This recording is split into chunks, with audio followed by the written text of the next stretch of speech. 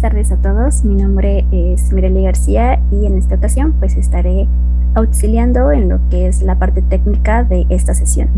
Entonces pues les doy la bienvenida a este tercer día de la semana de asesorías de rescate. Como bien saben, pues hoy estaremos viendo lo que es el tema de sinapsis a cargo del instructor Uriel García Flores.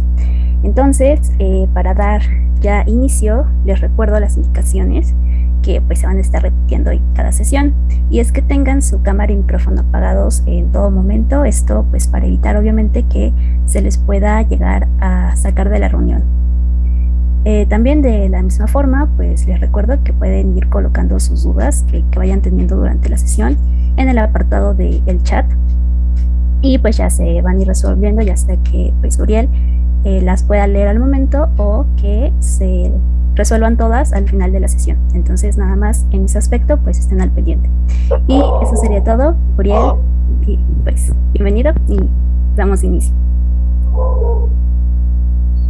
Muchísimas gracias, Sam. Buenas tardes a todos, compañeros. Pues el día de Recording hoy, in progress. como ya lo dijo Sam, vamos a ver el tema de sinapsis. Espero que pueda ser de ayuda para su examen, que es el día sábado. Y vamos a dar inicio con este tema que normalmente no se acostumbra a ver en las clases o no se llega a profundizar. Así que vamos a ver lo más importante, ya que es un tema muy apasionante, ¿no? Entonces, para esto yo lo dividí en 5 módulos, los cuales son generalidades, ¿sí? Si vamos a hablar de sinapsis, es muy importante también hablar de los neurotransmisores. También conoceremos cuál es la sinapsis química más importante. Como podrán ver, pues es la unión neuromuscular. Hablaremos también sobre la actividad eléctrica. Y por lo tanto, al final, de una vez conocido todas estas bases, pues vamos a dar la correlación clínica. ¿Ok? Espero que esta organización les pueda ayudar para organizar bien sus apuntes, o después ustedes lo puedan leer. ¿Ok? Entonces vamos a empezar con lo primero. ¿Qué es la transmisión sináptica y qué es la sinapsis? Posiblemente ustedes habrán escuchado hablar de sinapsis y se les viene a la mente cómo Jimmy Neutron pensaba y hacía múltiples conexiones en su cabeza, ¿no? Más o menos sucede algo así en nuestro cuerpo. Sin embargo, nosotros vamos a ver la fisiología, ¿no? La parte molecular. Realmente la sinapsis y la transmisión sináptica son dos conceptos diferentes. Como tal, la transmisión sináptica, pues es este proceso a través del cual una señal eléctrica pasa a otra célula. Y como podrán darse cuenta, es la continuación del tema anterior o del día de ayer, ¿no? Que teníamos un potencial de acción y que este potencial de acción despolarizaba a toda la célula. Pero recordemos que estas señales nerviosas tienen que viajar del cerebro a los músculos o a otras partes del cuerpo, ¿no? Entonces tiene que pasar de una célula a otra. La respuesta a esto es la sinapsis. La sinapsis es la unión entre dos células, ¿ok?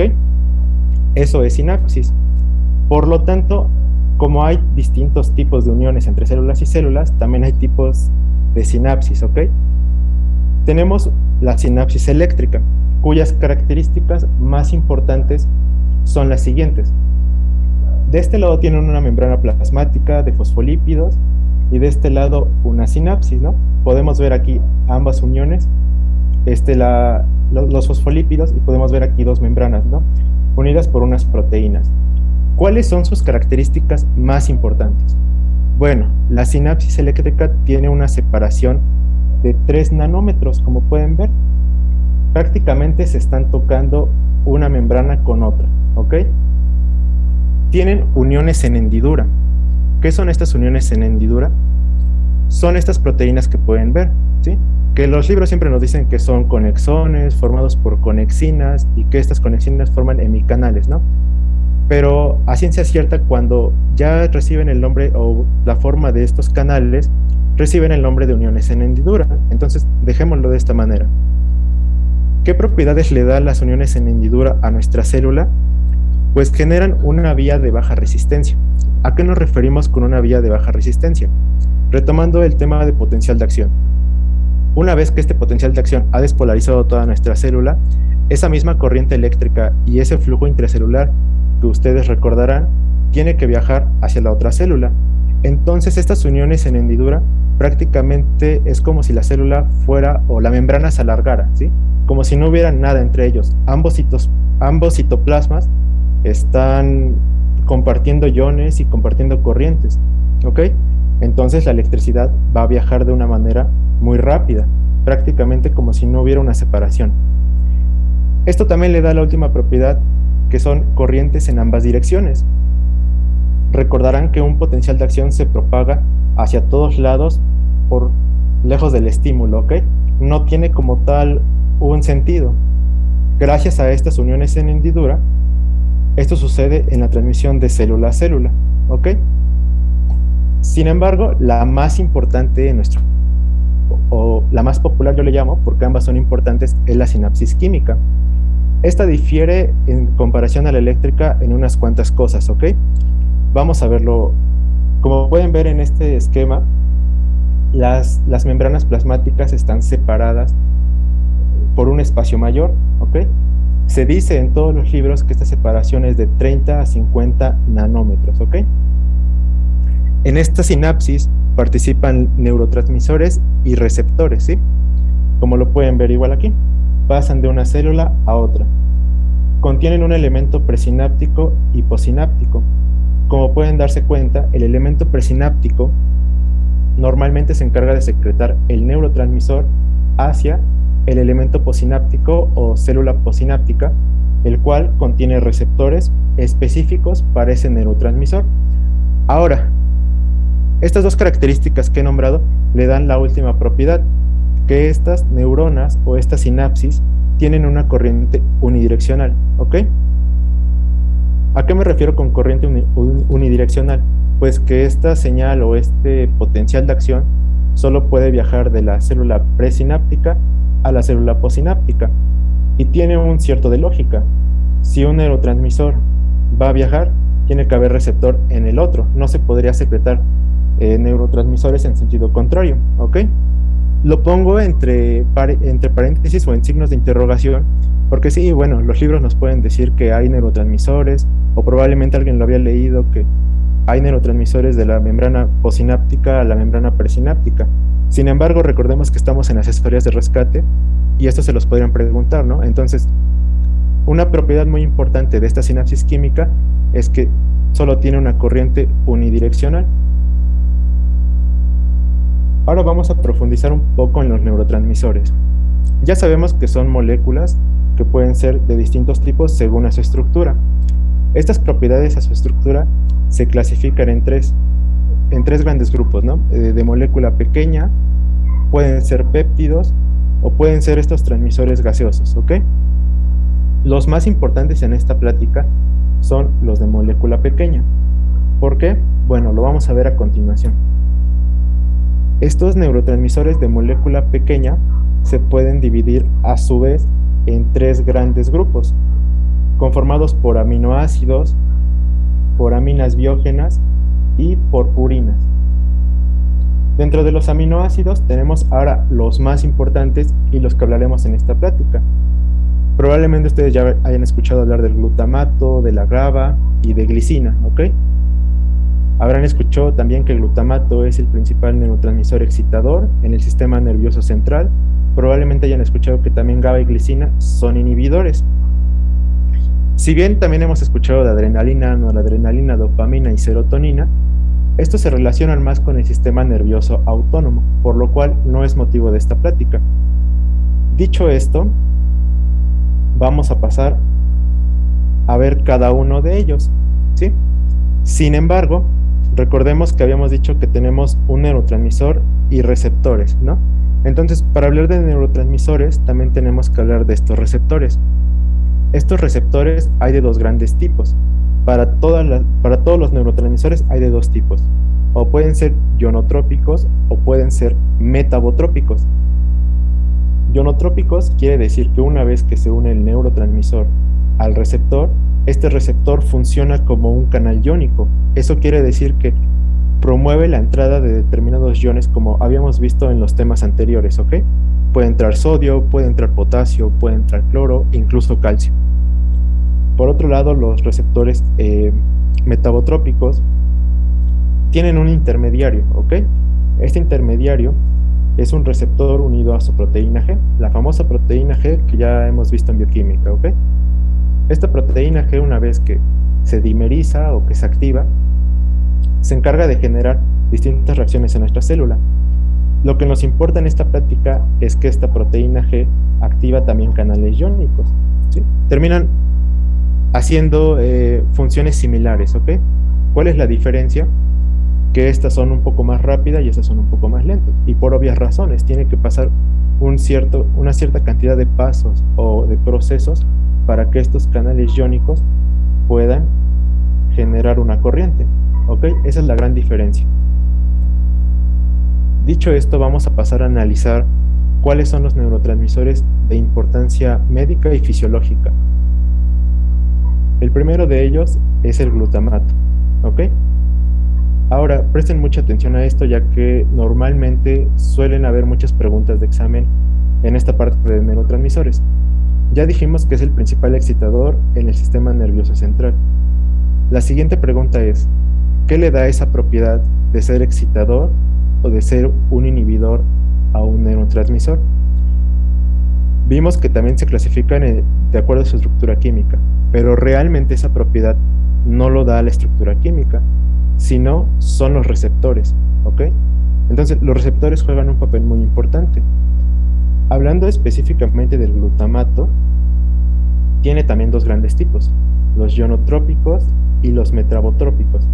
Ustedes podrán haber leído que dentro de los receptores para glutamato ionotrópicos se encuentran los AMPA, unos llamados kainato y otros NMDA.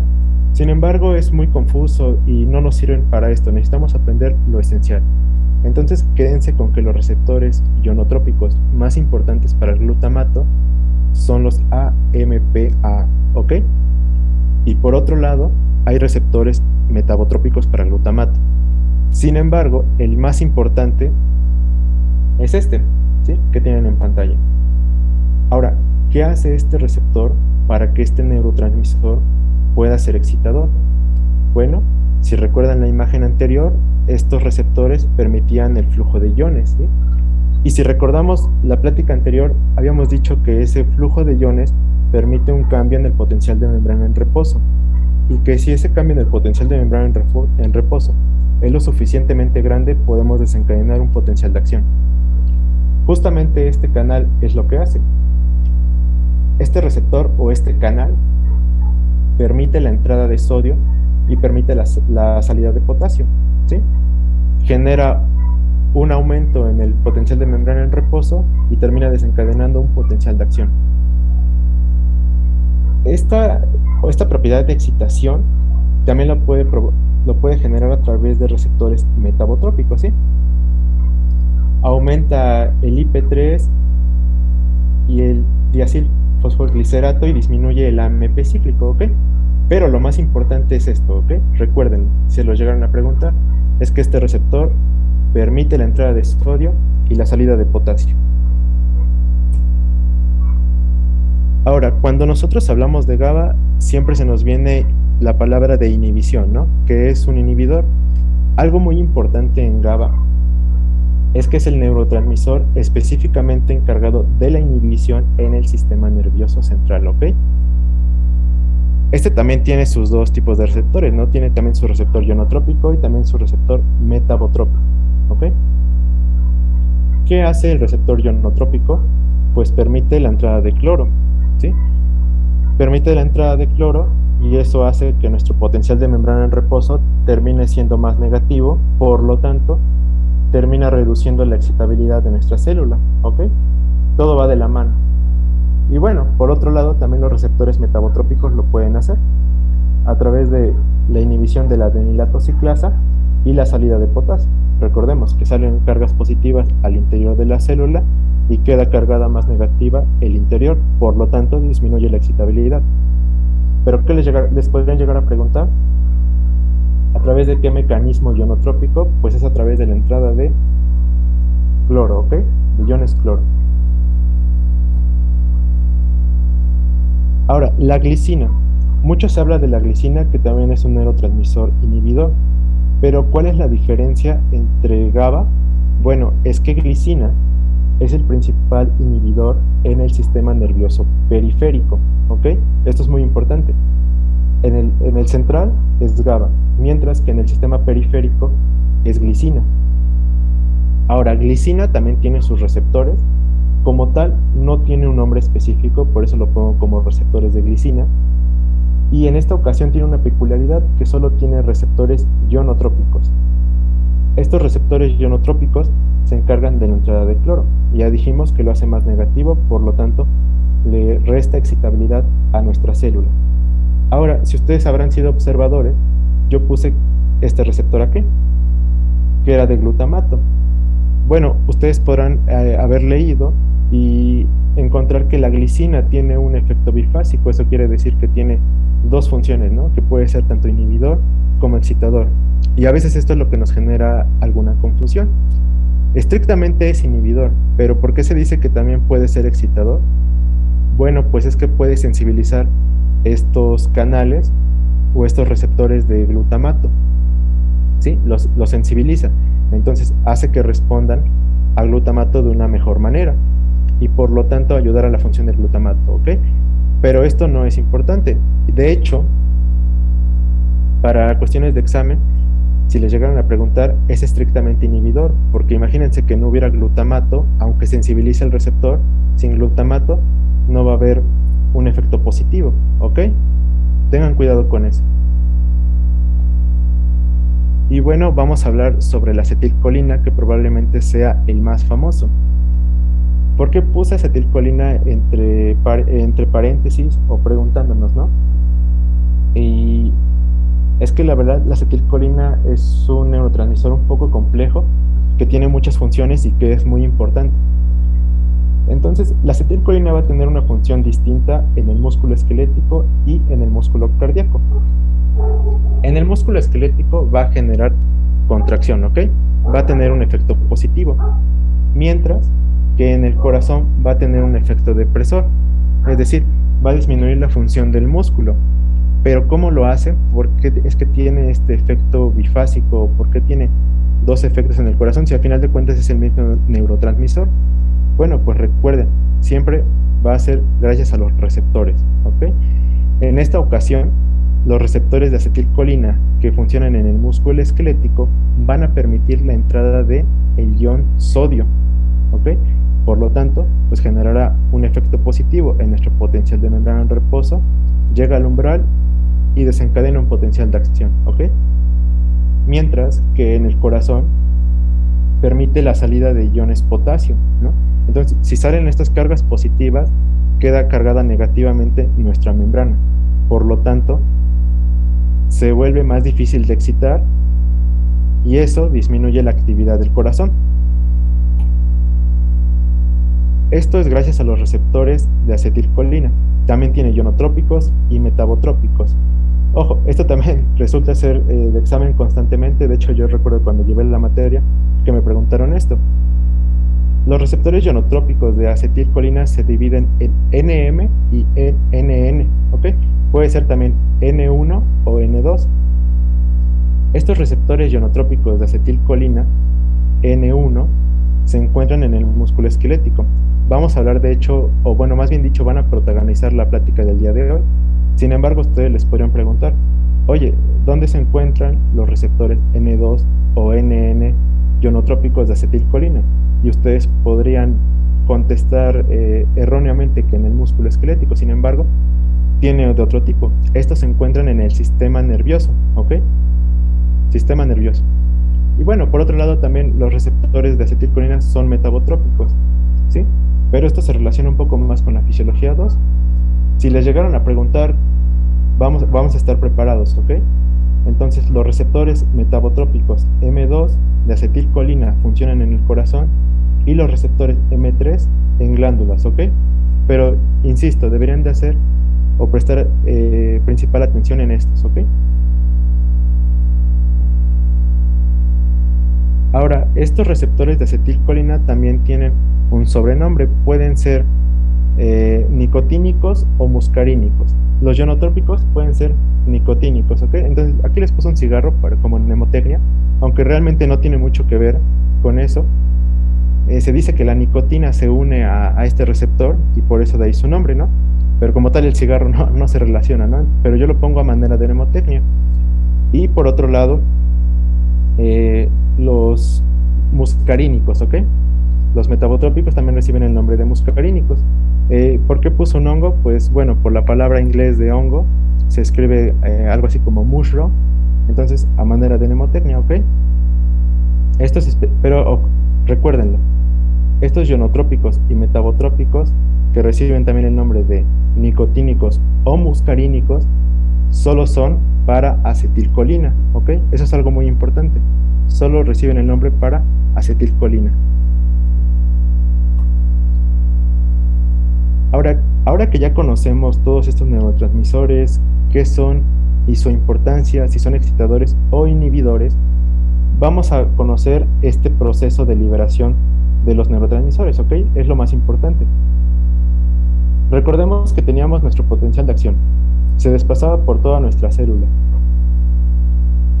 También recuerden que tenemos distintos tipos de células, ¿no? Las principales son las neuronas, y que estas neuronas tienen un axón, y ese axón a su vez da otras ramificaciones y termina en un botón sináptico, ¿ok? ¿Qué es lo que podemos ver aquí? Entonces, como esa despolarización viaja a través de toda la membrana, también va a llegar a los botones sinápticos. ¿Y qué hace aquí? Pues lo mismo que ocurre en toda la membrana.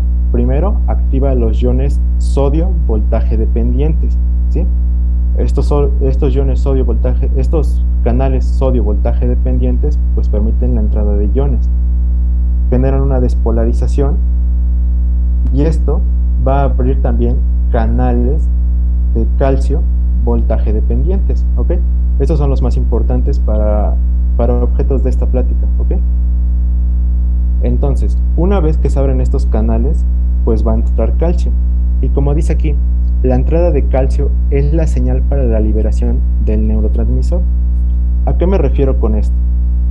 El calcio es necesario para que estas vesículas que tenemos acá cargadas con neurotransmisor puedan unirse con la membrana presináptica y poder liberar este neurotransmisor, ¿ok? Ahora, algo que también les podrían preguntar es, ¿cuál es la proteína que funciona como sensor del calcio? ¿Sí? Esa proteína que nos dice, hay mucho calcio, entonces liberan neurotransmisores, o ¿sabes qué? Hay poco calcio y no los liberes. Ese sensor o esa proteína es la sinaptogamina, ¿ok? Recuérdenlo, podría ser pregunta de examen. Entonces, una vez que esta proteína detecta que hay suficiente cantidad de calcio, permite la fusión y permite la liberación de neurotransmisor. Este neurotransmisor viajará y posteriormente activará su receptor, ¿ok? Algo muy importante en esta liberación de vesículas son las proteínas SNARE o SNARE, ¿ok? Pueden ver que se dividen en dos grandes tipos, ¿sí? SNARE-T y SNARE-V. Esto se refiere a aquellas moléculas que participan en esta fusión de membranas, pero que van a pertenecer a la célula presináptica, ¿ok? De hecho lo puse con azul, como pueden ver, mira aquí, la membrana presináptica son las TSNAR. La principal proteína es la sinaptobrevina, ¿ok? Y por otro lado también tenemos proteínas que son propias de estas vesículas donde se encuentra el neurotransmisor. Las principales, marcadas aquí con negro, ¿sí?, son la sintaxina y la SNAP25, ¿ok? Ahora, ¿cuál es la importancia de esto? Bueno, veremos más adelante cómo es que distintas toxinas y distintas enfermedades afectan estas proteínas y por lo tanto la neurotransmisión, es decir, la liberación de estos neurotransmisores hacia la célula posináptica, ¿ok? Vean que va en esta dirección. Recuérdenlo. ¿Cuáles son T y cuáles son V? Entonces, una vez que ya ha llegado nuestro neurotransmisor hacia su receptor, necesitamos deshacernos de ese neurotransmisor, si no, pues nuestra célula siempre estaría excitada, siempre estaría activada, y no queremos eso. Entonces, hay tres grandes mecanismos por los cuales se puede destruir un neurotransmisor o más bien dicho, puede dejar de estar activando su receptor. El primero de ellos es la destrucción enzimática. Eso quiere decir que en la hendidura sináptica, es decir, el espacio que hay entre la célula presináptica y postsináptica, se encuentran algunas enzimas. Como dijimos que el protagonista en este caso es la acetilcolina, la enzima encargada de degradar a esta acetilcolina es la acetilcolinesterasa, ¿ok? Es lo más importante. Ahora, hay otro mecanismo llamado captación presináptica. Eso quiere decir que hay distintos transportadores, como este, que una vez que ha salido el neurotransmisor, se encargan de recapturarlo, es decir, de meterlo dentro de la célula presináptica y posteriormente, a través de otros mecanismos, se volverá a meter hacia las vesículas sinápticas, ¿ok? No solo en la célula presináptica, sino también puede ser en otra célula, ¿ok? Como pueden verlo acá. Y por otro lado, el tercer mecanismo es la difusión. ¿Qué quiere decir la difusión? En este caso difiere un poco de lo que ya habíamos visto. Simplemente es que este neurotransmisor se diluye, ¿ok? Pasa hacia otras estructuras donde no hay receptores y simplemente deja de activar a los receptores de acetilcolina, ¿ok? Chicos, ¿hasta aquí queda alguna duda?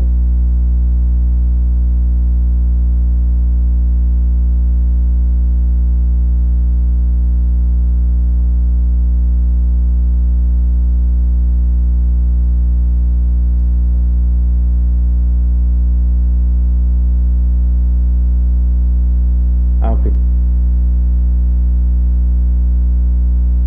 Ok, ¿qué fue lo que dijiste de la difusión?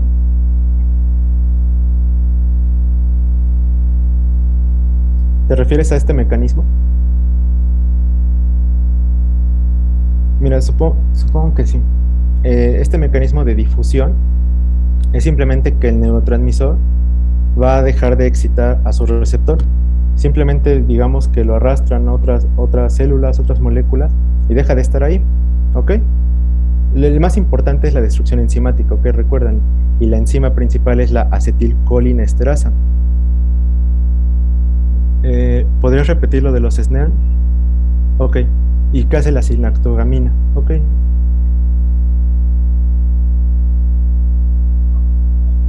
Ok, recuerden, llega nuestro potencial de acción, abre los canales de sodio, de sodio y después los de calcio, ¿ok? Y ustedes podrán haber leído que el calcio es necesario para la fusión de vesículas, ¿ok? Pero hay un mecanismo específico por el cual este calcio produce la fusión. Entonces, la proteína que se encarga de detectar si hay una cantidad grande o pequeña de calcio es la sinaptogamina, ¿ok? Les pongo un ejemplo. Queremos liberar un neurotransmisor. Entonces, se abren estos canales de calcio voltaje dependientes y el que detecta que hay una cantidad intracelular de calcio para liberar, o que están dando la señal, ¿sí? Que están dando el chiflido para que se pueda liberar este neurotransmisor, es esta proteína, ¿ok? Recuérdenlo, es el sensor del calcio. Ahora, las proteínas SNER, como tenemos proteínas en las vesículas de los neurotransmisores y también tenemos proteínas en la membrana presináptica, ¿ok? ¿Sí? Es un proceso muy complejo que incluye a ciertas enzimas, pero probablemente eso no lo pregunten. Lo que sí les pueden preguntar es cuáles son estas proteínas que se encuentran en las vesículas, cubriendo las vesículas, y cuáles son aquellas que se encuentran recubriendo la membrana presináptica, ya que a final de cuentas ambas son importantes porque recordemos que estas dos membranas, ¿sí? Tanto la del neurotransmisor como la de la célula presináptica se van a terminar fusionando para liberar el neurotransmisor, ¿ok? Entonces, SNERV quiere decir B de vesículas, ¿ok? B de vesículas hace alusión a las del neurotransmisor. Entonces, puedes ver que aquí está marcada con color negro, al igual que esto. Las dos más importantes son sintaxina y SNAP25. Estos sí se los podrán preguntar. Ahora, T hace alusión a la membrana presináptica. De estos, la más importante es la sinaptobrevina. ¿ok? Eso es lo más importante.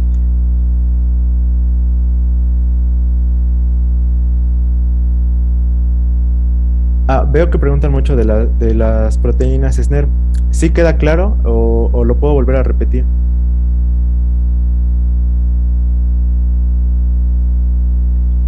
Luego, ¿puedes repetir lo de la destrucción enzimática, por favor? Claro. Ok.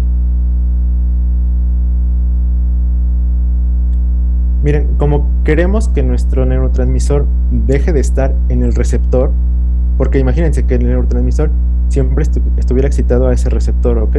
Entonces, imagínense que generara la contracción muscular, pues imaginen, siempre estuviéramos contraídos, ¿no? Todos tiesos. Y nadie quiere estar tieso, ¿no? Entonces tiene que haber unos mecanismos por los cuales este neurotransmisor deje de excitar a este receptor. El principal es la destrucción enzimática. ¿Cómo lo hace?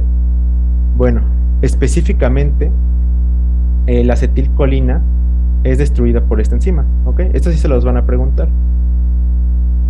Y lo degrada en acetil-CoA y colina, ¿ok? Eso es lo más importante.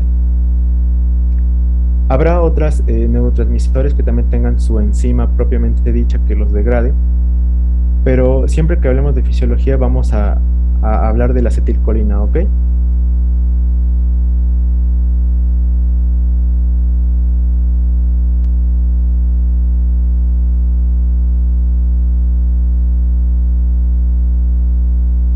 Y bueno, hay otra que dice, una vez me dijeron que las SNER T y B se diferencian porque una está pegada a la membrana y otra sale del órgano de Golgi y del retículo endoplásmico. ¿Es cierto?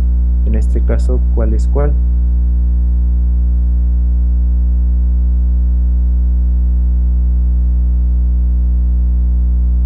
Es correcto, sí. La importancia de esto de dividirlas es que vamos a ver en la parte de correlación clínica dos toxinas que probablemente ustedes ya habrán escuchado pues vaya, en su clase de teoría, que son la toxina botulínica y la toxina tetánica. Sin embargo, cuando lleguemos a esa parte, lo volveré a retomar para que vean cuál es la diferencia en dividirlas, ¿ok? ¿Sí? No están así porque sí, ¿ok? Cuando lleguemos a esa parte. Entonces continuemos con el siguiente título, que es la sinapsis química más importante, ¿no? Yo le diría la más popular porque a final de cuentas todos son muy importantes. Probablemente ustedes ya se habrán dado cuenta que es la unión neuromuscular, pero ustedes me podrían decir cuál es la unidad motora y cuál es la unión neuromuscular o cuál es la diferencia. Probablemente haya confusión en eso. Entonces vamos a explicarlo. Unidad motora, así por definición, y lo van a encontrar en el libro, es la unión que hace un axón con un conjunto de fibras musculares, ¿ok? Pero ¿qué me quiere decir todo esto, no? Recordemos aquí, ¿de dónde salen los nervios o de dónde salen los axones? Pues salen de la médula espinal, ¿sí?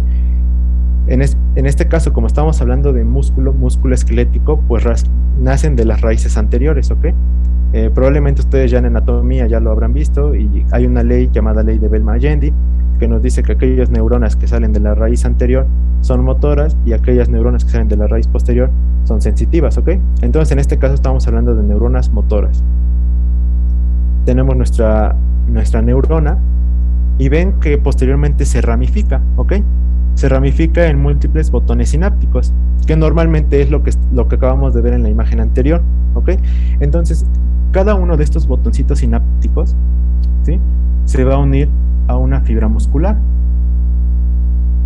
Entonces, una unidad motora son todas estas fibras musculares inervadas por estos múltiples botoncitos, ¿ok? Pero que a final de cuentas salen de un solo axón, ¿ok? Ahora,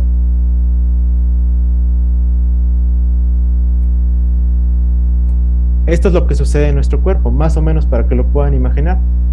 Tenemos una neurona, saca su axón, como pueden ver aquí, y este axón a su vez da múltiples ramificaciones que terminan en un botón sináptico, ¿ok? Cada botoncito inerva una fibra muscular, ¿ok? Como pueden ver acá, ¿sí? Entonces, una unidad motora sería todo esto, ¿ok? Una unidad motora sería todo esto, porque es un solo axón. De él emanan múltiples botones sinápticos. Y esa es la diferencia, que nosotros le llamamos unión neuromuscular o placa motora a un simple botón sináptico, ¿sí? Que hace contacto con el músculo. Entonces, por analogía o razonándolo, pues una unidad motora tiene muchísimas uniones neuromusculares o placas motoras, ¿ok? Todo esto lo podemos ver resumido en este esquema de Bohr, que a simple vista parece complejo, pero como ya lo hemos desglosado, lo podemos entender fácilmente, ¿no? Tenemos raíces anteriores, tenemos un botón sináptico que termina haciendo contacto con una fibra muscular, y si le hacemos zoom, es esta imagen típica que vemos en todos los libros, ¿ok? Y que estamos viendo acá, ¿sí? Un botoncito y músculo.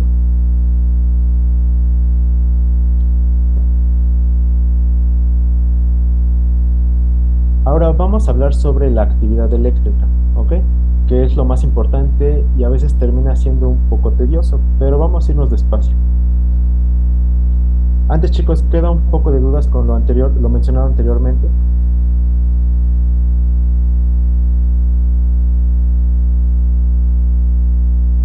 Ah, claro, mira, a ver.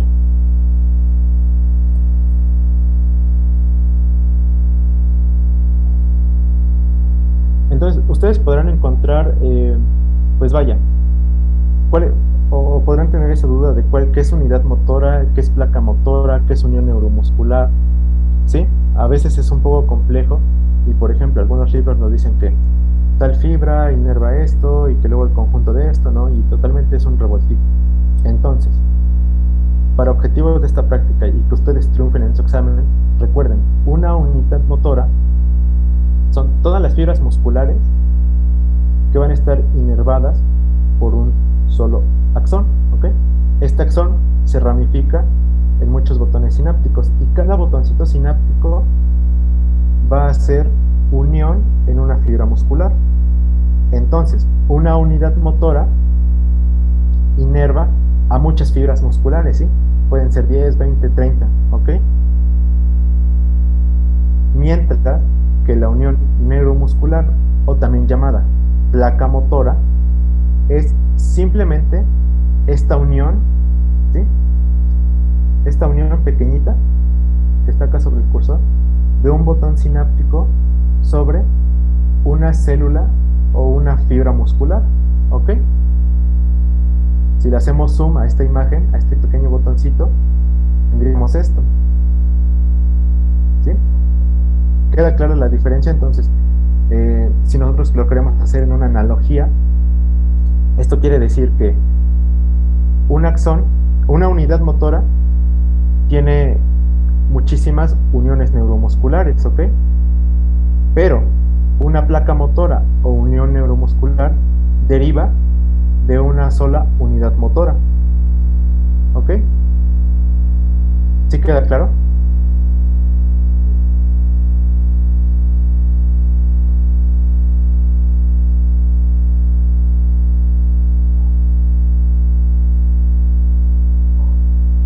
Ok, ¿puedes repetir la diferencia? ¿Sí, sí, ya quedó claro? Ok. Ok, por nada, chicos, entonces, sí, sí, esto sí se los podrían preguntar, sí es muy importante, y cualquier cosa lo podemos responder al final, ¿ok? Si siguen teniendo dudas. Entonces, vamos a continuar. Ahora vamos a hablar sobre la actividad eléctrica, ¿no? Sabemos que esta actividad eléctrica tiene que viajar hacia todas las neuronas, ¿no? Tiene que llegar hasta el fondo. Vamos a ver cómo lo hacen. Para esto tenemos dos grandes conceptos que me parece que ya mencionaban el día de ayer los otros instructores, que son los potenciales excitadores, ¿ok? Potenciales excitadores posinápticos. ¿Qué es esto, no? A veces genera muchísima confusión.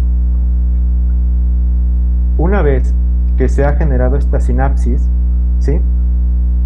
Estos iones que han entrado a la célula posináptica generan, ¿sí? Ok, imagínense que aquí ya bajó el neurotransmisor que activan a esta neurona posináptica. Esta neurona posináptica, al tener un aumento en la cantidad de iones o que entren más iones, va a terminar generando un cambio en el potencial de membrana en reposo. Es lo que venimos viendo, ¿ok? Puede ser una despolarización o una hiperpolarización, ¿sí? Recordémoslo que depende de la cantidad del ion que salga o que entre. En este caso, hablamos de excitadores porque estos iones que entren en esta célula nos van a generar una despolarización parcial transitoria. Ahorita veremos por qué. A final de cuentas es una despolarización. Y como venimos viendo, toda despolarización quiere decir que todo aquello que nos provoque un aumento de nuestro potencial de membrana en reposo hacia positivo o que lo haga menos negativo, aumenta la excitabilidad, ¿ok? Recordemos que eso era un indicador de excitabilidad. Ahora, específicamente hablando de los potenciales excitadores, ¿por qué se vuelven o por qué nuestra célula se vuelve más excitable, no? Pues porque en esta ocasión es gracias a la entrada de iones sodio y de iones calcio, ¿ok? Recuerden que ambos iones tienen una carga positiva, entonces, como están más concentrados en el espacio extracelular, si difunden al intracelular, una vez que se ha abierto ese catión, pues lo que genera es un aumento en el potencial de membrana en reposo y por lo tanto lo acerca más al umbral, ¿no? Entonces lo hace más excitable. No desencadena un potencial de acción, pero sí lo acerca más al umbral, ¿ok? Y si lo acerca más al umbral, hay la posibilidad de que llegue otro estímulo que haga que alcance ese umbral y por lo tanto desencadenar un potencial de acción, ¿ok? Y lo podemos ver en esta gráfica, ¿no? Ya se habrán dado cuenta que la clase pasada y la antepasada nos hablaban mucho de gráficas, ¿no? De cómo registramos estos potenciales de acción, ¿ok? Pero simplemente ustedes deben de recordar para toda la vida que estos potenciales es porque esto se va a ir hacia arriba, ¿ok? El potencial de membrana en reposo se va a ir hacia arriba. Lo va a acercar más al umbral y por lo tanto va a ser más fácil de que desencadene un potencial de acción. Caso contrario sucede con los potenciales inhibidores, ¿ok? Como su nombre lo dice, van a inhibir la excitabilidad o van a disminuir la excitabilidad de la célula postsináptica, ¿ok? Lo podemos ver acá. Es una hiperpolarización parcial transitoria. ¿Qué quiere decir esto? Bueno, pues nosotros le llamamos hiperpolarización a todo aquello que nos haga más negativo o que disminuya el potencial de membrana en reposo. ¿Y esto qué tiene que ver? Bueno, pues que lo aleja más del estímulo umbral, del umbral, y por lo tanto va a ser más difícil que llegue a excitarse. Por lo tanto, disminuye la excitabilidad. Ahora, ¿cuál es el mecanismo iónico que genera que pierda excitabilidad? Pues es un mecanismo dependiente del cloro.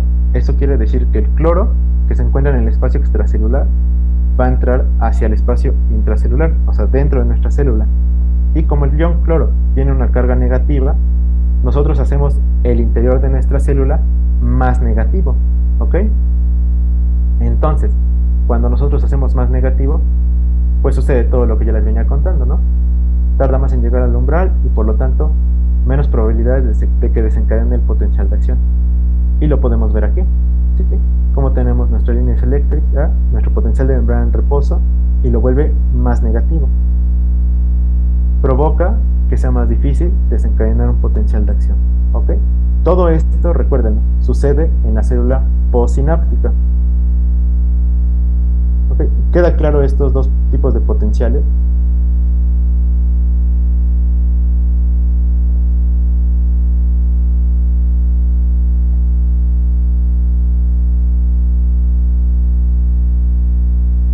Ok, perfecto.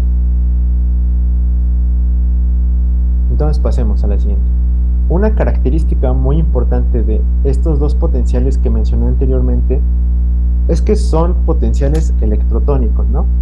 Probablemente sus instru ya les habían hablado sobre potenciales propagados y no propagados, ¿no? Que los propagados son estos que terminan en potenciales de acción y los no propagados pues son estos estímulos electrotónicos, ¿ok? Que simplemente generan un cambio en el potencial de membrana en reposo, pero que no necesariamente tienen que llegar al umbral, perdón. y por lo tanto no necesariamente tienen que desencadenar un potencial de acción, ¿no? Entonces, la importancia de todos estos potenciales electrotónicos, que ya vimos que pueden ser excitadores o inhibidores, es la sumación espacial y la sumación temporal, ¿sí? Como pueden ver, la sumación espacial quiere decir cuando tenemos dos potenciales posinápticos excitadores en dos neuronas diferentes, ¿ok? Imagínense que esta neurona es la posináptica, ¿ok? Llegan dos neuronas que la excitan a la vez, ¿ok? Cada uno genera un potencial excitatorio, ¿ok? Como vimos anteriormente. Entonces, lo podemos registrar en esas gráficas famosas de voltaje, ¿no? Y podemos ver que cada curva es como si fuéramos sumando, ¿ok? Entonces, gracias a estos procesos, estas corrientes o estos potenciales van a generar un cambio más grande en el potencial de membrana en reposo. Y como podemos ver acá, podrán llegar al estímulo umbral, que está marcado con la línea punteada. Entonces, una vez llegado al umbral, por fin va a desencadenar potenciales de acción. Potenciales de acción representados con estas líneas verticales. Que como recordemos, una de las propiedades, pues que siempre van a ser del mismo tamaño, ¿ok? Bien esquematizado acá. Y por otro lado, la sumación temporal es cuando hay un segundo potencial excitador antes, o sea, como si presionáramos un botón detrás de otro, ¿no? Estamos estimula y estimula y estimula antes de que desaparezca el otro, ¿ok? Entonces, todos esos cambios, al final de cuentas, se van acumulando, por decirlo de alguna manera, y hacen que este cambio en el potencial de membrana en reposo sea lo suficientemente grande y de igual forma, una vez llegado al umbral, desencadenarán múltiples potenciales de acción, ¿ok? Esto es muy importante. Entonces, recopilando todo esto y la práctica anterior, estos potenciales electrotónicos y estos potenciales excitadores y inhibidores son importantes, sí, porque a final de cuentas, gracias a estos son la razón por la cual nosotros llegamos al potencial de acción. ¿Ok? Veo que hay preguntas.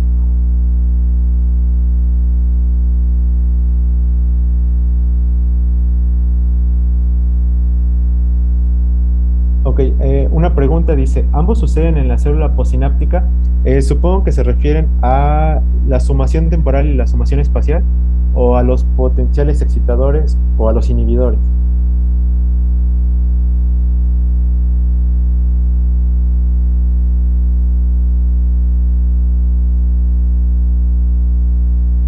¿Me puedes repetir el primero? ¿Me puedes regalar tu diapo anterior? ¿Se refieren a la de sumación o a la de los potenciales excitadores o inhibidores?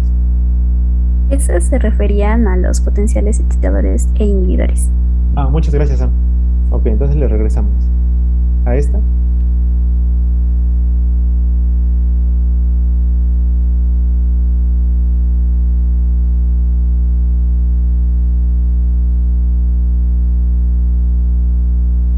Ok, nos vamos a regresar a esta.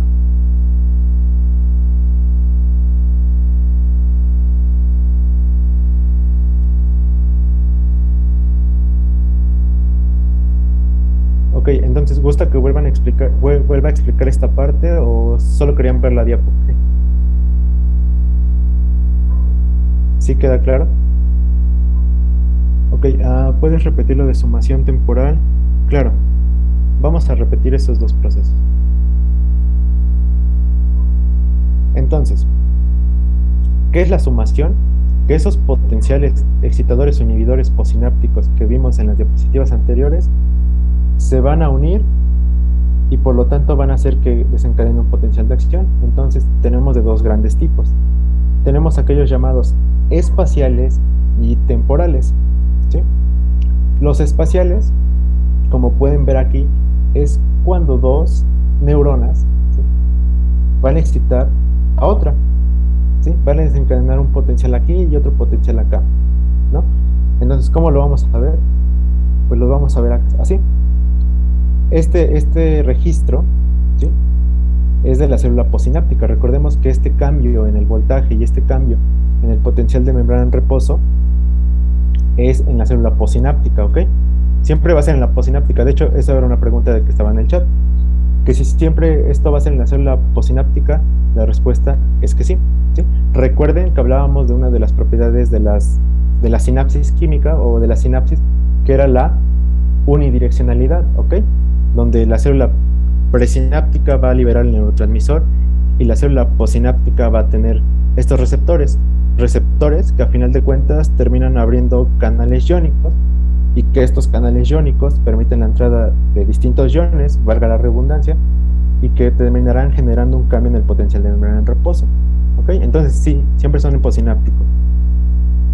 Una vez que estas células han generado su potencial excitador, se van a sumar, ¿ok? Son dos células a la vez, y aquí en la temporal, digamos que la misma célula se descarga con una frecuencia veloz, ¿ok? La misma, pero más rápido, ¿sí? Por decirlo de alguna manera. Es como si estuviéramos presionando... De hecho, me gusta esta imagen, ¿no? Porque la sumación temporal es como si estuviéramos presionando este botoncito. Imagínense que este botoncito genera un potencial de acción, ¿no? Entonces es como si nosotros estuviéramos presiona y presiona y presiona y presiona, ¿no? Entonces no le da tiempo de regresar a su estado normal a nuestra célula, al potencial de membrana en reposo, y esa despolarización o esos cambios, ese cambio más bien dicho, cada vez que nosotros vamos presionando el botoncito, se van agregando, ¿ok? Se van agregando, se van agregando, se van agregando, y al final terminan llegando al umbral, ¿ok? Entonces, esa es una manera más fácil de verlo. Imagínense que es como un botoncito la temporal, ¿sí?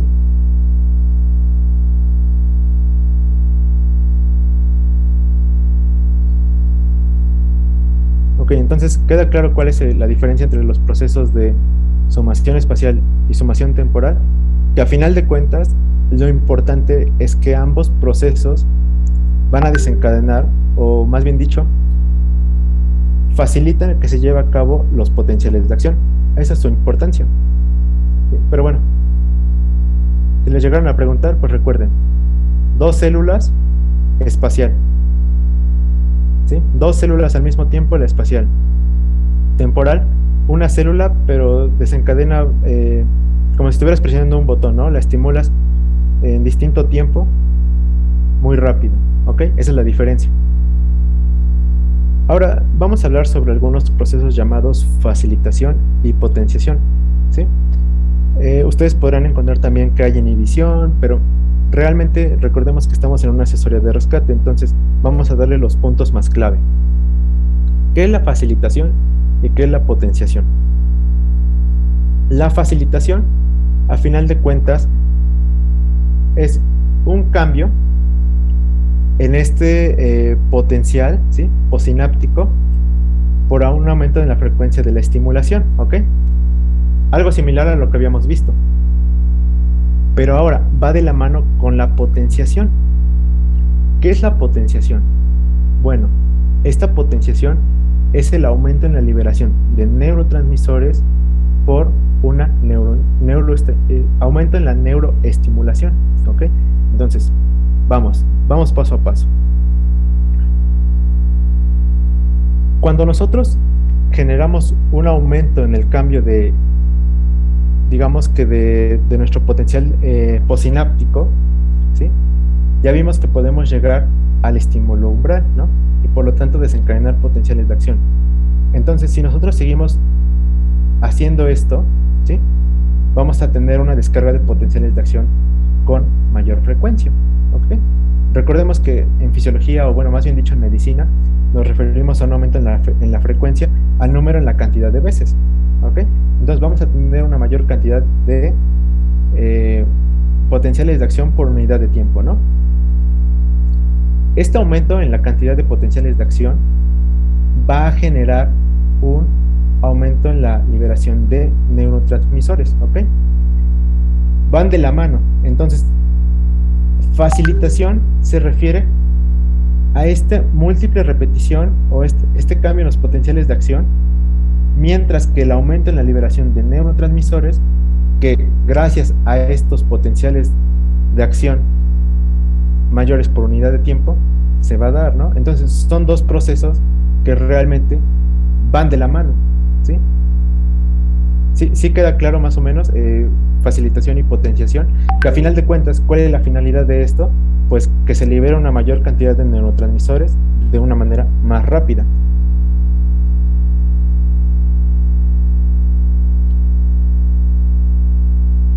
Ok, sí, mira, a ver, facilitación es ese cambio en el potencial de membrana en reposo, ¿sí? Sí, que tenemos en nuestra célula, habíamos dicho, ¿no? Que estos iones entran para cambiar el potencial de membrana en reposo y que puede o no llegar al umbral, pero cuando esos estímulos se suman, ¿sí? Y llegan al umbral, desencadenan un potencial de acción, ¿no? Entonces, si nosotros, haz de cuenta que estamos otra vez presionando el botón, estamos estimula y estimula, ¿ok? Vamos a llegar a un potencial de acción. Ahora, una vez que hemos llegado a un potencial de acción y el estímulo continúa, nosotros vamos a tener un potencial, mayor cantidad de potenciales de acción por unidad de tiempo, ¿ok? A esto nosotros le llamamos facilitación. ¿Por qué? Porque gracias a estos cambios en el potencial de membrana en reposo, nos es más fácil descargar potenciales de acción, ¿ok? Cada vez lo hacemos más rápido, más rápido, más rápido, ¿ok? Porque se está estimula y estimula y estimula, ¿ok? Es la facilitación y de hecho lo puedes relacionar, ¿no? Facilita que se lleve a cabo esos potenciales de acción. Una vez que tenemos múltiples potenciales de acción, pues recuerden, ¿no? Que una vez que llegaba el potencial de acción, ¿qué pasaba? Pues abrían los canales de calcio. Estos canales de calcio, pues eran el estímulo inicial, o sea, el chispazo, para que este se liberara, ¿no? Entonces, si nosotros tenemos una mayor cantidad de potenciales de acción, pues va a entrar más calcio, ¿ok? Ese aumento en la cantidad de calcio va a provocar que haya una mayor liberación de neurotransmisores, ¿ok? Secundario a la neuroestimulación, ¿ok? Neuroestimulación. Quédate con que es aumento en la cantidad de potenciales de acción. Pero a final de cuentas estos dos procesos van de la mano, ¿sí? ¿Cuál es, o cuál sería el resumen? Pues gracias a la cantidad de estímulos repetitivos, ¿sí? O de un estímulo constante, se va a liberar una mayor cantidad de neurotransmisor y por lo tanto pues va a suceder todo lo que tenga que pasar después, ¿no? La función y dependiendo del neurotransmisor que estemos hablando, pero quédense con esto. ¿Sí queda claro?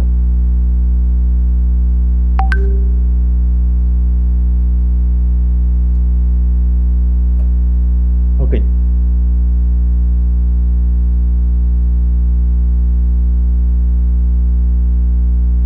Entonces vamos a continuar con otro término llamado depresión sináptica, ¿sí? ¿Qué sucede con la depresión sináptica? Bueno, de manera fácil es la disminución en la liberación de neurotransmisores, secundaria a ¿qué? A disminución en la neuroestimulación, es decir, hay una menor cantidad de estímulos y por lo tanto hay una menor liberación de neurotransmisores, ¿ok? Así de sencillo, ya vimos la parte de mayor liberación, pues simplemente sucede lo contrario, ¿ok? A esa menor liberación de neurotransmisores nosotros le llamamos depresión sináptica. Y bueno, vamos a ver otro término que podría parecer similar, llamado inhibición sináptica. Realmente, si ustedes leen Gano, nos puede hablar de distintos tipos de inhibición. Nos puede hablar de inhibición presináptica, nos puede hablar de inhibición postsináptica. Como su nombre lo dice, nosotros nos podemos hacer una idea de que probablemente es un mecanismo por el cual inhiba a nuestra célula. Eso es correcto, pero específicamente esta inhibición sináptica es un tercer mecanismo de los anteriores mencionados, ¿ok? Este mecanismo de inhibición sináptica es un sistema de retroalimentación negativa, ¿sí? Esos sistemas de retroalimentación negativa que nosotros conocemos de toda la vida. Pero, ¿quién se encarga de generar esto? Bueno, tenemos aquí a una neurona motora, ¿ok? Esta genera una colateral, ¿sí? Y se va a unir a una interneurona inhibidora. Ahora, ojo, esta puede ser pregunta de examen. Esta neurona o interneurona inhibidora, que se encarga de inhibir a la célula que estaba excitada. Es por eso que es un sistema de retroalimentación negativa, ¿ok?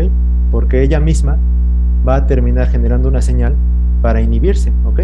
Dice, oye, ya estoy muy excitada, genero una colateral, me comunico con esta interneurona inhibidora y esta interneurona inhibidora se va a encargar de disminuir la liberación de neurotransmisores, ¿ok? Ahora, esta interneurona inhibidora es muy importante porque tiene un nombre en específico.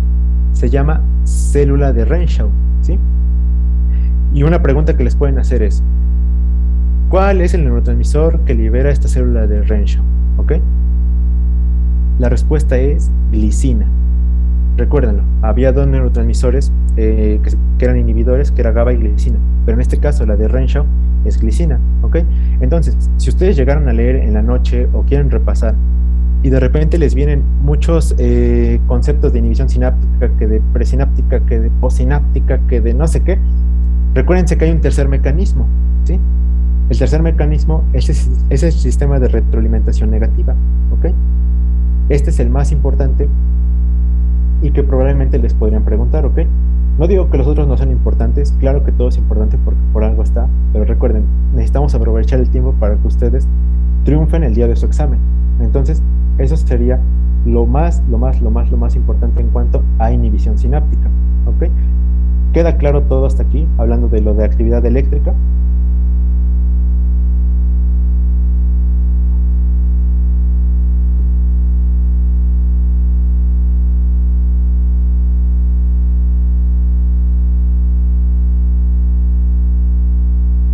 Preguntan, ¿esta también es llamada inhibición lateral?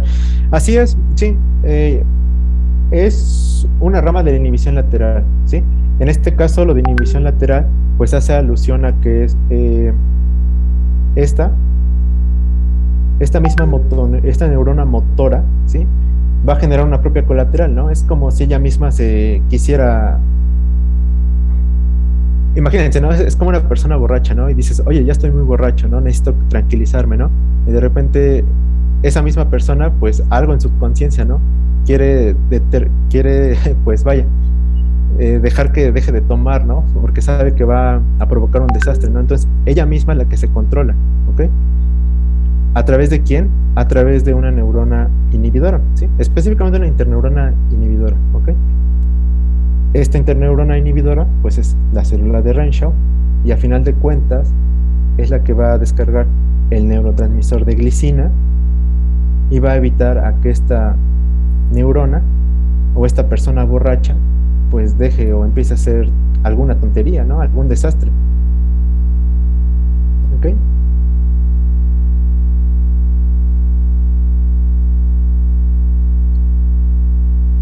Otra pregunta, dice, ¿la glicina es la que actúa sobre el sistema nervioso central y GABA en el sistema nervioso periférico? ¿Estoy en lo correcto? Recuerden que sucede al contrario, ¿no? Al revés. GABA es el específico en el sistema nervioso central y glicina en el sistema nervioso periférico. Y de hecho lo puedes ver aquí en este ejemplo, ¿no? Aquí no hablamos principalmente de neuronas motoras, ¿ok? Entonces las neuronas motoras pues tienen que viajar de nuestro sistema nervioso central, forman el sistema nervioso periférico para poder llegar pues al musculito, ¿no? Entonces sí, sería al revés, ¿ok? Recuérdalo, glicina, inhibidor del sistema nervioso periférico, GABA del sistema nervioso central, ¿ok? Sería al revés.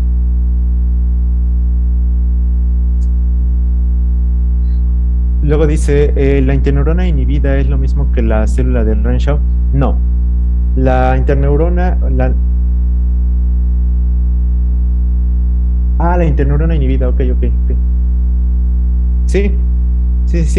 De hecho, recuerden que, bueno, para esto necesitamos recordar alguna clasificación de las neuronas, ¿no?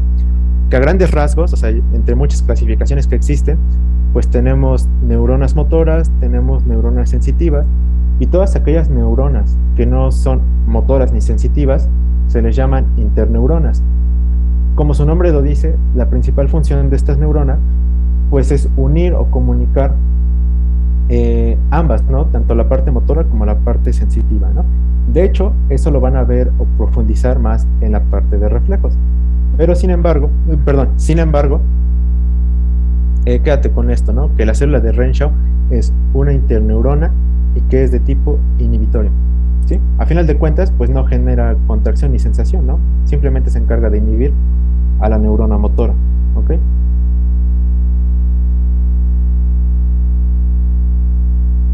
Entonces, ¿todo claro, chicos? Para que pasemos a la parte de correlación clínica, ¿ok? Dale, vamos a continuar. Entonces, la verdad es que considero de todos los temas que van a ver en las asesorías, esta es la parte donde les pueden preguntar más clínica, ¿ok? No vamos a ver síntomas ni nada, pero sí vamos a ver cómo estos procesos fisiológicos que hemos visto se recopilan y en alguna parte estos se alteran, generando pues diversos signos y síntomas, ¿no? Pero nosotros nos vamos a enfocar en el mecanismo, ¿no? Para esto vamos a hablar primero de toxinas y fármacos, ¿sí? Hay toxinas que se encargan de bloquear los canales de sodio y hay toxinas también que se encargan de bloquear los canales de potasio. Esta imagen se encuentra en Boron, ¿sí? Tiene muchas sustancias, muchas sustancias, pero esas son las más importantes. Y ahí va el truco. Recuérdenlo, si inhibimos nosotros los canales de sodio, pues no se puede generar un potencial de acción, ¿ok? Y recuerden que necesitábamos generar un potencial de acción para activar nuestros canales de calcio voltaje dependientes. Entonces, para empezar, si no se genera un potencial de acción en el botón sináptico, no se activan los canales de calcio. Y si no se activan estos canales de calcio, pues la célula no lo puede detectar y por lo tanto las vesículas no se pueden fusionar y por lo tanto no se puede liberar el neurotransmisor. Entonces, digamos que el bloqueo de los canales de sodio lo bloquea, ¿no? Desde el inicio. ¿Qué sustancias específicas? Pues tenemos a la tetrodotoxina y a la saxitoxina, ¿ok? Que probablemente ya hayan visto el potencial de membrana y el potencial de acción, ¿ok? ¿Sí? Que la tetrodotoxina es una toxina perteneciente al pez globo que se consume en la comida japonesa y es la razón por la que muchas personas mueren al día de hoy de esta toxina y la importancia de que nosotros debamos de conocerla. Y por otro lado, la dendrotoxina, ¿sí? Que bloquea los canales de potasio, ¿sí? Que se encuentran acá. Y recordemos que necesitábamos regresar a nuestro potencial de membrana en reposo, ¿no? O sea, parte del potencial de acción y de lo que vieron ayer es que también debía de haber una repolarización. Entonces, si se bloquean esos canales de potasio, pues no puede existir. ¿Dónde se encuentra la dendrotoxina? Pues en estas dos serpientes, ¿sí? Llamadas mambas. Afortunadamente no son especies endémicas de México, son serpientes africanas, pero que sepan que el proceso sináptico o esta liberación de neurotransmisores se puede bloquear de distintos mecanismos. Ahora, ojo chicos, mucha atención. Yo les voy a lanzar una pregunta y quiero que me contesten si sí queda claro o no. Y es la siguiente, y esta sí seguro es pregunta de examen.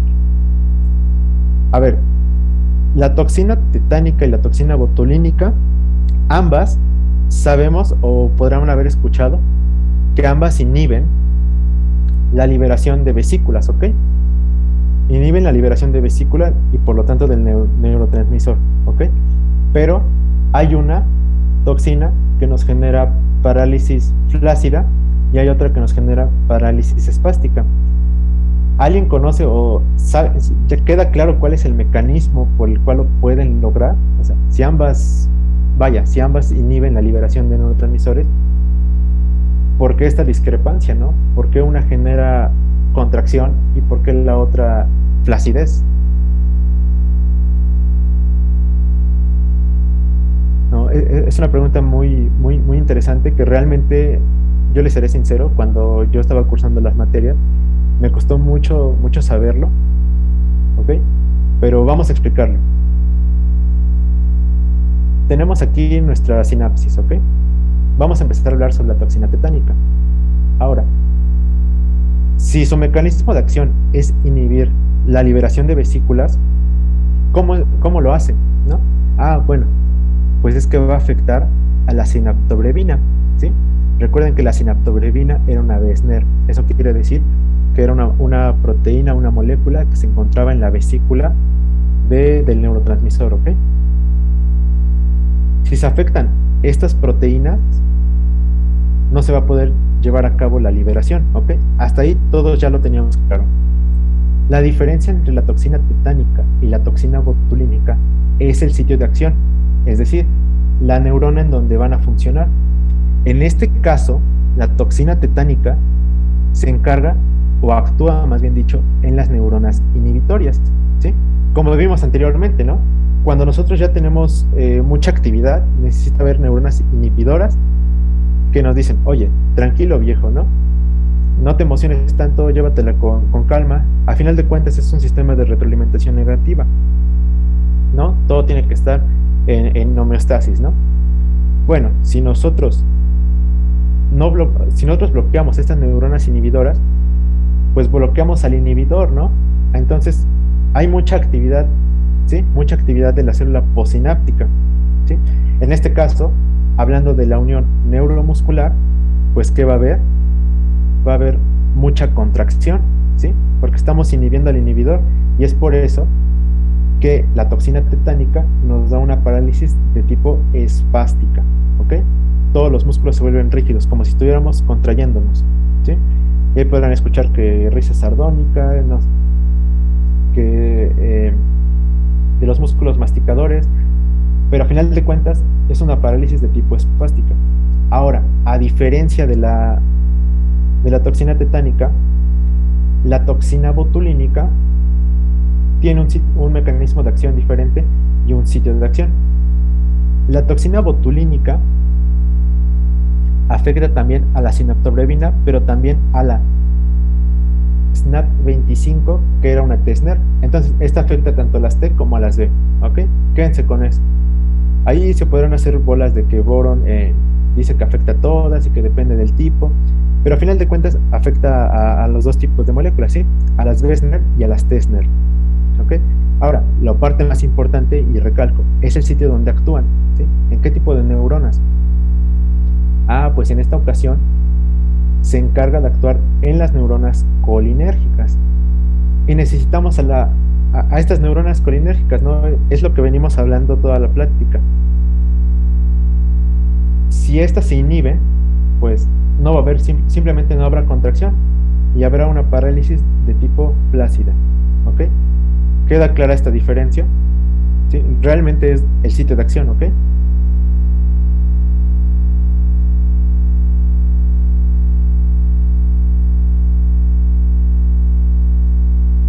Ok, todo claro, ¿no? Entonces, eso sí ténganlo muy en cuenta, siempre va a ser pregunta de examen.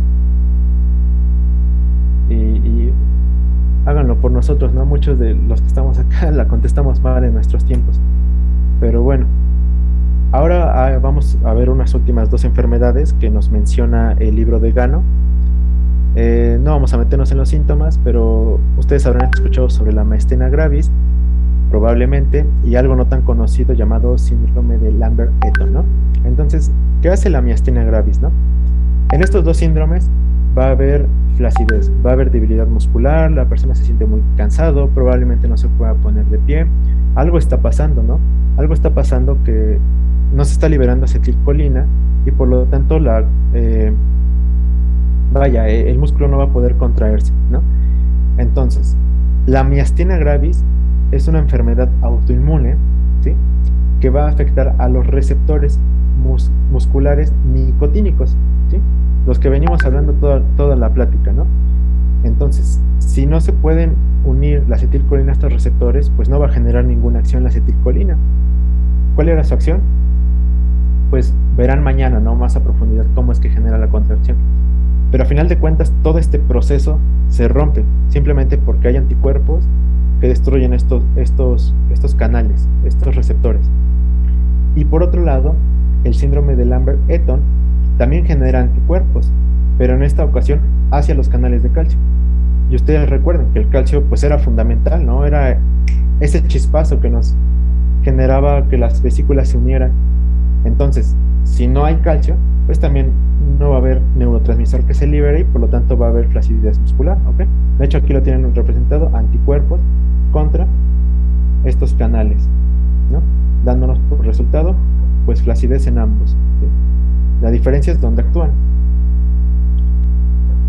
Y bueno, chicos, eso sería todo. Aquí están mis referencias. Si existen alguna duda, pues podemos con gusto regresarnos a cualquier parte de la diapositiva. Siéntanse con confianza de preguntar. Lo importante es que ustedes pues vayan lo mejor preparados para su examen, ¿no?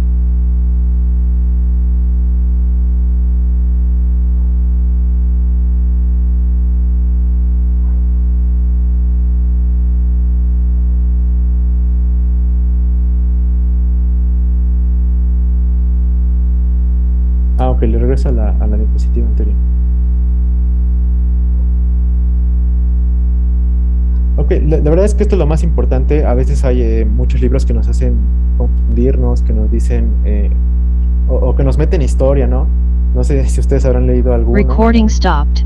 Que a veces recomiendan mucho y que a veces nos trae mucha historia, ¿no? Y a veces es tedioso, ¿no? Porque tenemos una noche para estudiar o tenemos una semana y queremos lo más importante, ¿no? Entonces, la verdad es que traté de resumirlo y para que a ustedes les sirviera y que normalmente es lo que más preguntan.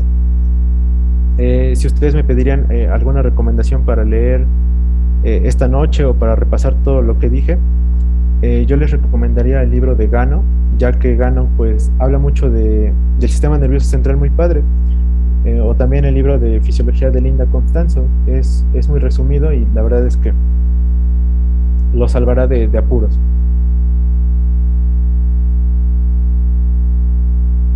Ah, mira, hay una pregunta sobre los receptores de acetilcolina. ¿Los nicotínicos son propios del músculo?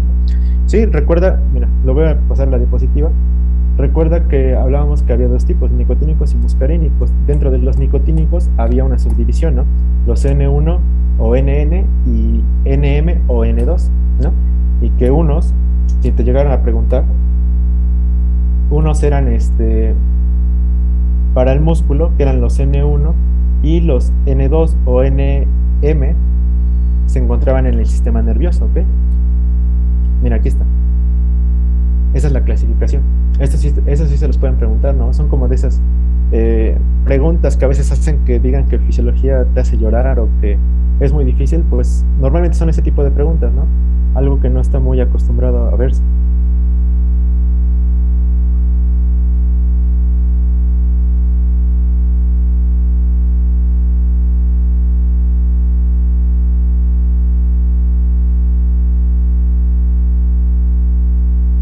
Ah, ok, mira, ve, igual aquí los muscarínicos están representados, ¿sí? Los más importantes, ¿sí? Realmente los muscarínicos son tema de fisiología 2, pero los más importantes y los que siempre podrían preguntar, pues son los que se encuentran en el corazón, que son los M2, que se encargaban de que fuera depresor, ¿sí? De dar este efecto depresor, ¿ok? Solo les recomendaría que se acuerden de esto. Realmente lo que les van a preguntar son estos, los ionotrópicos.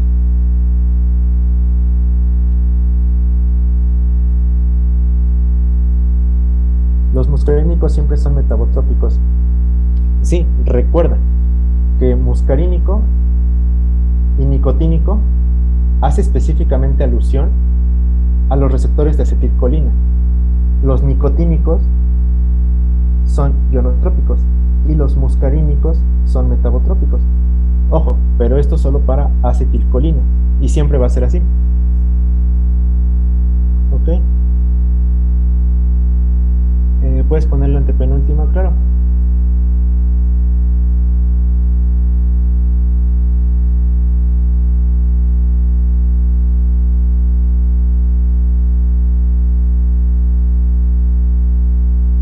Ok, si es esta diapositiva. Luego hay otra pregunta que dice, ¿los potenciales excitadores posinápticos también son de la célula posináptica? Sí, recuerda que esos potenciales, los potenciales posinápticos inhibidores, son propios de la célula posináptica. ¿Por qué? Pues porque el neurotransmisor, recuérdenlo, se libera de la célula presináptica y sus receptores se encuentran en la célula posináptica. Entonces, esos receptores posinápticos son canales, ¿no? Recuerden, yo les dije que eran canales. Y al final de cuentas terminaban abriendo canales, ¿no? Entonces esos canales abiertos pues generan un flujo de iones o entrada de iones Y esa entrada de iones, pues a final de cuentas termina generando ese cambio en el potencial de membrana en reposo y bueno, lo que ustedes ya vieron, ¿no? Después cambias en el potencial de membrana en reposo, si llega al umbral, pues es potencial de acción. Claro, ¿puedes repetir lo de GABA y glutamato? Sí. Pues recuerda, mira, ambos son neurotransmisores, ¿ok? La diferencia es que uno es excitador y otro es inhibidor, ¿sí? GABA es inhibidor, glutamato es excitador. Ahora, en cuanto a inhibidores, hay una diferencia, hay otro neurotransmisor que les pueden preguntar, ¿no? GABA y glicina. Glicina también es inhibidora. ¿Cuál es la diferencia entre GABA y glicina? Ah, pues que el primero, que es GABA, actúa en el sistema nervioso central, glicina en el sistema nervioso periférico, ¿no? Entonces, te podrían preguntar eso. ¿Cuál es el principal neurotransmisor inhibidor que se encarga en el sistema nervioso central, ¿no? Ah, pues es GABA. Si te preguntan cuál es el principal neurotransmisor excitador en el sistema nervioso central, es glutamato. Ahora, otra pregunta que te pueden hacer es, ¿cuál es el principal neurotransmisor inhibidor en el sistema nervioso periférico? Ah, pues ahora es glicina, ¿ok? Ahora, ¿cuál es la diferencia? Pues la entrada de iones que permiten, ¿ok? GABA permite la entrada de cloro, entonces recuerden, si nosotros le metemos cargas negativas al interior de nuestra célula, pues su potencial de membrana en reposo se hace más negativo, ¿ok? Entonces, si nosotros nos alejamos del umbral, o sea, bajamos el potencial de membrana en reposo, nos va a costar más llegar al umbral, ¿no? Entonces tendríamos que aplicar un estímulo más fuerte. Entonces, eso quiere decir ya en palabras simples que hay menor excitabilidad, ¿no? Nuestra célula se vuelve menos excitable. Es por eso que es inhibidor. Caso contrario de glutamato. Glutamato, como se pueden dar cuenta, permite la entrada de sodio y la salida de potasio, ¿no? Y justamente son estos dos iones que hablaban de potencial de acción. Si entraron a la plática de ella, justamente estos dos iones son los que rigen el potencial de acción.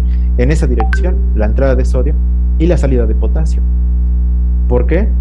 Pues el sodio generaba carga positiva al interior de nuestra célula, ¿ok? En la despolarización. Una vez pasado este pico, tenían que salir iones potasio para regresar al potencial de membrana en reposo, ¿no? Entonces, por eso que la salida de potasio. Es por eso que este neurotransmisor es excitador. Y es por eso que este neurotransmisor es inhibidor, ¿ok? ¿Sí queda clara la diferencia de GABA y glutamato?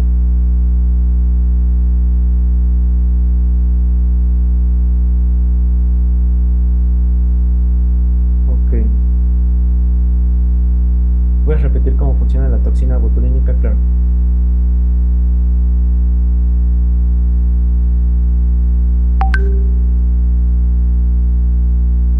Ok, entonces, toxina botulínica. Toxina botulínica, al igual que la toxina tetánica, pues va a inhibir la liberación de neurotransmisores. ¿Por qué?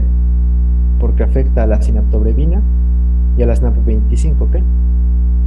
Tal vez esto no sea tan importante aprendérselo, pero sí van a ver que afecta tanto a las SNRP como a las SNRT, ¿ok? Entonces, ya inhibe esta liberación de neurotransmisores.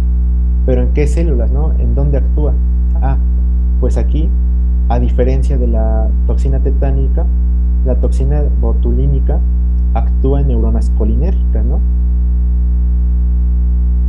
Y recuerdas que necesitábamos esta acetilcolina, entonces, si no existía este neurotransmisor, pues no se lleva a cabo la activación del músculo, ¿no?